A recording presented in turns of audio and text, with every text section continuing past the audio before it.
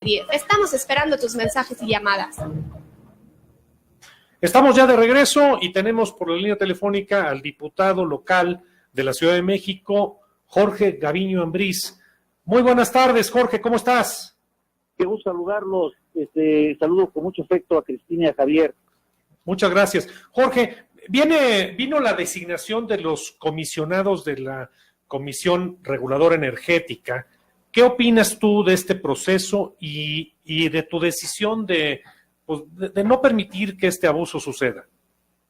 Pues mira, desde luego nosotros no estamos de acuerdo en la forma en que se nombraron a estos personajes. Primero porque desde el punto de vista constitucional lo que se busca es un equilibrio entre poderes, es decir, corresponsabilizar al poder legislativo a través del Senado y también al presidente de la República en la propuesta de una terna en cada uno de los comisionados que se vayan nombrando. Y lo que ocurrió en la vía de los hechos es de que el Senado determinó inviables los nombres que mandó el presidente de la República por 2 ocasiones, y después de esto, en lugar de nombrar a otras personas para buscar la concertación, el equilibrio, nombra a los mismos personajes que nombró en un principio, y entonces es una burla para el Senado y una victoria pírrica, diría yo, para el Ejecutivo Federal, porque está nombrando a sus conocidos, a sus amigos, que desde el punto de vista del Poder Legislativo no tenían los merecimientos suficientes o el conocimiento necesario para tener la posibilidad de tener un alto cargo como el que se estaba proponiendo. Justamente, diputado, te saluda Crispín Barrera, buenas noches. Subiste un punto de acuerdo a la tribuna para exhortar al Tribunal Supremo de la Nación a que de alguna manera se frene esta designación de estos personajes que ya vimos en todo el país a través de los medios. No tienen absolutamente ninguna capacidad ni para estar en la Comisión Reguladora de Energía, ni mucho menos para Pemex. Sí, efectivamente, esto fue el planteamiento original. Evidentemente, no lo autorizó la mayoría de Morena. Este punto se debatió más de 3 horas. Estuvimos todos los partidos de oposición insistiendo en la importancia de frenar estos nombramientos, pero finalmente nos avasallaron en la mayoría que los tienen, y finalmente nuestros argumentos fueron escuchados, pero no fueron suficientes para convencer a la mayoría y fue desechado este punto de acuerdo. Bueno, pues ese es el riesgo de tener en el legislativo a mayorías como la de Morena, que además mucha gente llegó ahí por medio de rifas, de la famosa tómbola, no tienen ni la menor idea y solo levantan el dedito cuando les dicen, o no lo levantan cuando les dicen que se queden calladitos. Ahora viene lo de Pemex, viene el consejo de Pemex. ¿Va a ser lo mismo? ¿Va a suceder lo mismo? Bueno, pues ya estamos viendo que seguramente va a pasar esto. Pero fíjate, yo me preocuparía, desde luego el tema de Pemex es fundamental, pero a mí me preocupa mucho el asunto de los ministros de la Corte.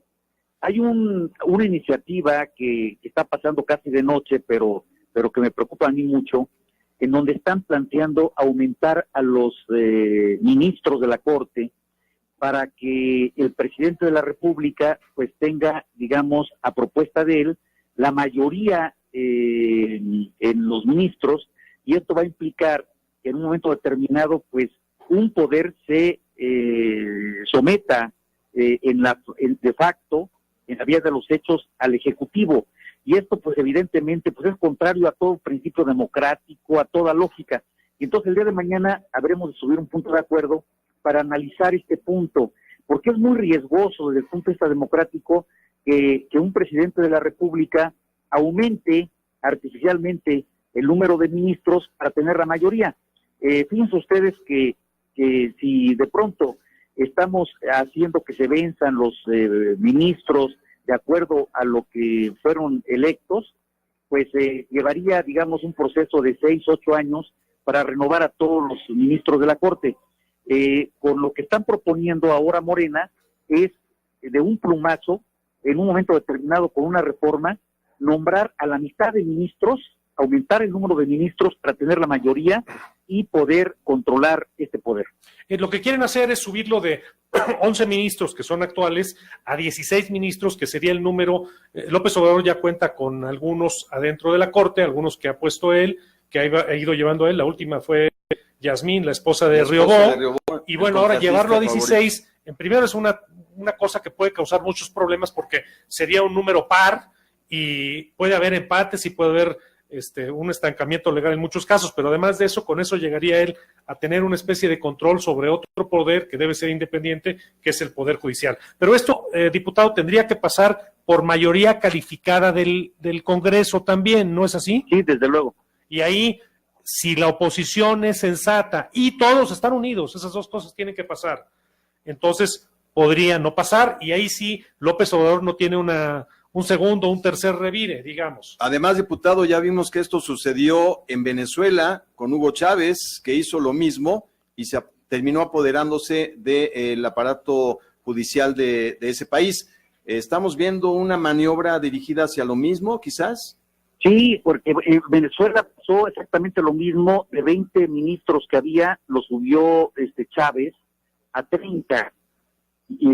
O a 32, no recuerdo. 32. Y esto provocó pues su teoría artificial para controlar el otro poder. Hay un par de libros muy interesantes. Uno habla de la geografía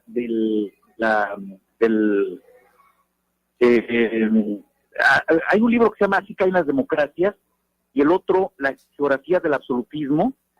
Los dos hablan de las recetas prácticamente que van haciendo estos países para mantener el poder absoluto. Primero van sobre el legislativo. Si no tienen el poder legislativo de mayoría, ellos lo buscan de una manera artificial, acusando a los diputados, a los senadores de corruptos, los van desaforando, van nombrando a sus diputados y se hacen del poder. Cuando lo tienen ya, van sobre el poder judicial.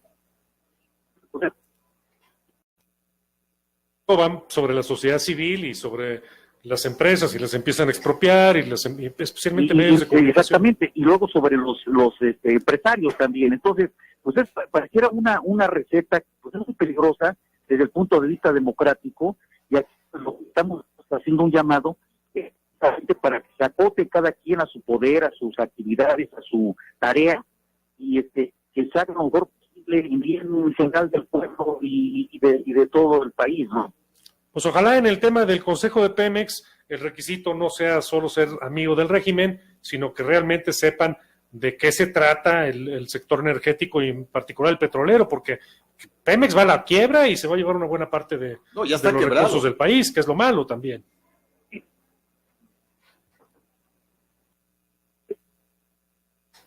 Tenemos algunos problemas con la llamada, pero... Vamos a tener que volver a marcar al diputado Jorge Gaviño. ¿Diputado? Sí, muchas gracias. Ahí está. Sí, estabas tú preguntando, Javier. Sí, Jorge, ¿qué tal? Mira, tenemos otro tema que estás proponiendo tú en la Asamblea, que es aumentar los límites de velocidad de los coches en la Ciudad de México de 50 kilómetros por hora a 80 kilómetros por hora en vialidades primarias. ¿Nos puedes explicar qué beneficios tiene todo esto? Aunque yo puedo entenderlos, vamos a llegar más rápido, supongo, ¿no? El planteamiento es exactamente al contrario. El gobierno de la ciudad hizo un plan. Diputado, si nos escucha, permítanos marcarle nuevamente, porque estamos aquí experimentando un poco de problemas con la línea telefónica. Este tema que menciona Javier también es sumamente importante, el tema de la movilidad en la Ciudad de México, que está experimentando muchos cambios con la llegada del nuevo gobierno encabezado por Claudia Sheinbaum, y justamente el diputado está... Mientras, déjame comentarte algo, que tengo una nota que me está llegando aquí. La señora Mónica Macías Tubilla, ¿quién es ella? Hermana o cuñada de Javier Duarte, ¿no? Hermana de Karime Macías, que era esposa del gobernador, que se llevó todo lo que pudo, y hasta lo que no pudo también se lo llevó, de Veracruz, Javier Duarte, que está en la cárcel hoy. La señora Karime, la esposa, está viviendo en Londres una vida de reina prácticamente, y ahorita comentamos más porque tenemos de regreso a Jorge Gaviño.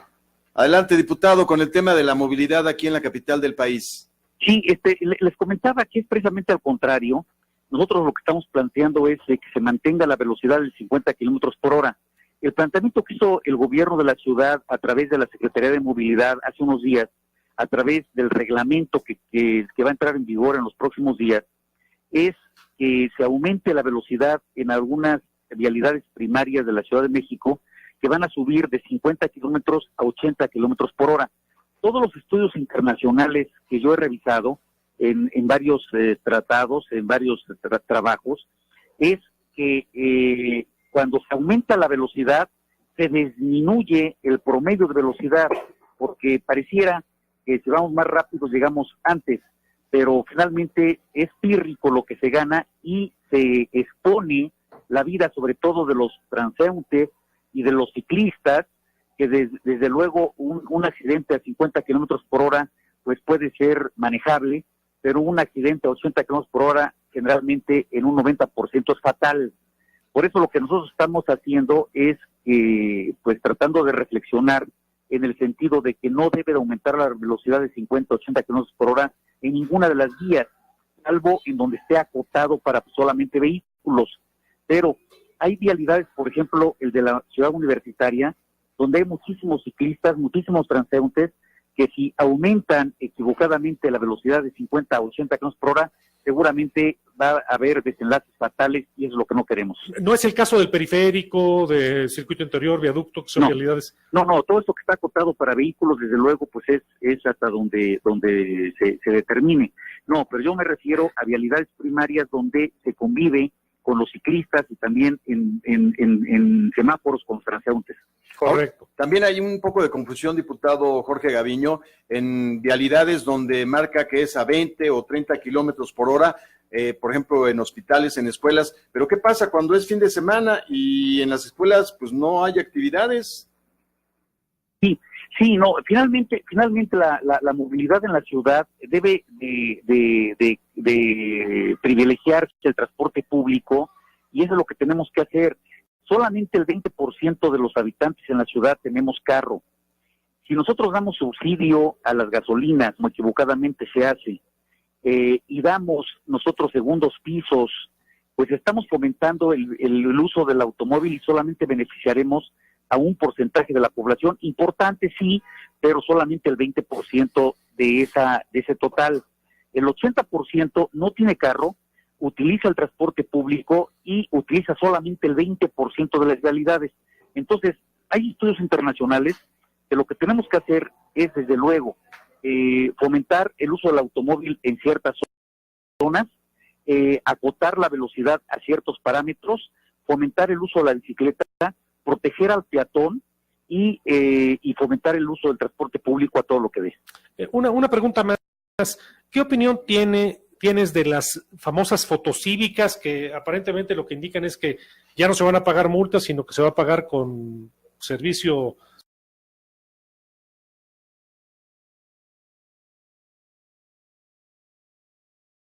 social, que no sabemos exactamente qué quiere decir eso? Servicio comunitario, ¿qué opinas de eso? Bueno, yo creo que podría funcionar siempre y cuando tengamos el carnet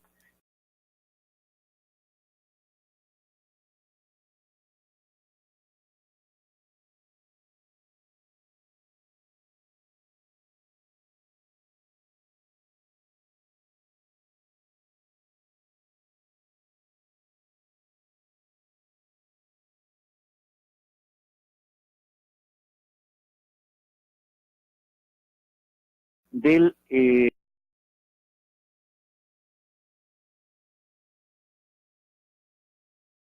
automovilista y del que usa la motocicleta. Ahorita en este momento es emplacando al carro y los carros, el padrón que se tiene pues es muy deficiente. Está demostrado que solamente tenemos en un 60-65%. Sí se tienen que actualizar todos estos padrones.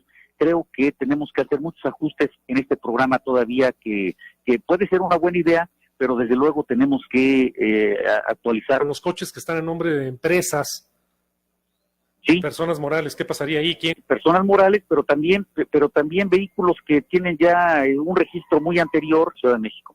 Diputado, vemos también nuevas formas de transporte para mucha gente en determinadas zonas. Patines del diablo, como coloquialmente les llamábamos antes, circulando a altas velocidades sobre la banqueta. En banquetas, también hubo un error ahí en el reglamento de tránsito que salió, que podían circular en las banquetas. Esto es pues peligrosísimo. No, pues dése una vuelta, solamente presidente. en las banquetas deben circular los peatones y las personas que no tienen pues al 100% la capacidad de moverse y que pueden usar silla de ruedas, bastones, andaderas y ese tipo de situaciones. Solamente ellos. Todos los vehículos que utilizan la gente mayor de 12 años deben de estar en el arroyo y con las protecciones necesarias. Un patín del diablo, como se les llama, que circule a 20 kilómetros por hora, pues puede resultar fatal si no vamos con un casco, sin protecciones, y podemos ser inclusive arrollados por vehículos automotores si no tenemos la preparación suficiente para poder manejar estos vehículos. Entonces, estamos hablando de vidas humanas, entonces tenemos que ser muy cuidadosos, y además yo diría que no se permitiera el uso de estos transportes sin la protección de cascos necesarios. No, yo he visto, diputado, quizás usted también, gente ya adulta en esos scooters o patines del diablo, pero además llevan a un niño pequeño en el mismo vehículo, sin casco, sin ningún tipo de protección, y ahí van circulando, no sé, a 25 o 30 kilómetros por hora. Y por la banqueta. Y por la banqueta. Sí, y luego sin seguro también, porque es otra de las cosas que nosotros estamos exigiendo, que todas estas empresas tengan un seguro de vida y de daños, de responsabilidad civil y médicos, porque finalmente pues estamos jugando con la vida de los seres humanos y no podemos nosotros estar sin las protecciones necesarias, tanto jurídicas como físicas para el traslado de las personas. Pues muchísimas gracias, Jorge. El tiempo nos corta en este momento. Ahí tenemos al diputado Jorge Gaviño del PRD, diputado local de la primera legislatura del Congreso de la Ciudad de México, comentándonos todo lo que sucede. Muchas gracias, Jorge.